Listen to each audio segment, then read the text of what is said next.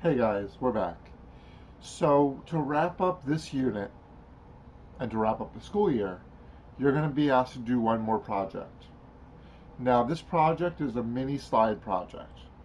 You're going to be asked to teach me how to make or how physical and chemical changes work. So, your job is to create a 5 slide presentation teaching me about physical and chemical changes.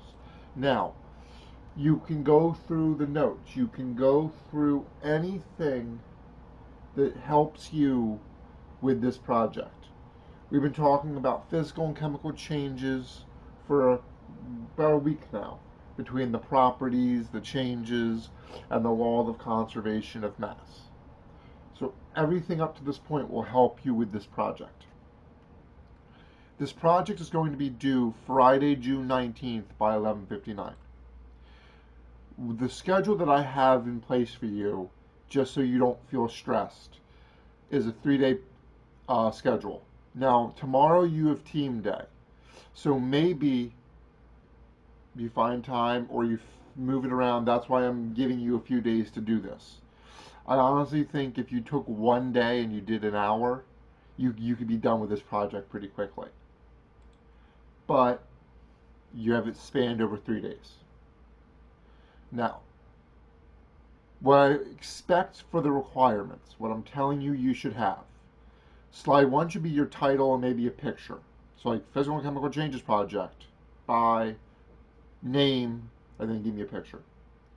Slide 2, you're going to explain what a physical change is and provide 2 to 3 examples of physical changes. You should provide at least 1 or 2 pictures of these examples. You don't have to provide pictures for all the examples, just a couple of the examples. Slide 3 is the exact same as slide 2 except for chemical changes. So explain what a chemical change is and provide 2 to 3 examples. Slide 4 is explaining how you can tell a chemical change happened versus a physical change. So those are those signs of chemical changes, right? I'm not going to tell you on the video, but that's what that is. What's a sign of a chemical change? How can you tell a chemical change has occurred? Lastly, you have to, for slide 5, you have to explain what the law of conservation of mass is stating. And how it applies to chemical changes. So, you know what the law of conservation of mass states, and that applies directly to chemical changes. So that's what it's asking.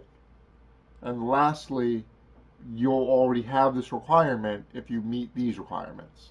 Have at least 3 pictures on the presentation. And then you can see here's how you're going to be graded. It's out of 27 points. If you have everything here that you're supposed to have, you're going to hit all of these and get a 100. If you're missing some things here, you're going to miss some things here, and you're not going to get a 100. Everyone should get a 100 on this project. Okay, that's essentially all I have to say for this. Good luck. If you have any questions, please feel free to message me.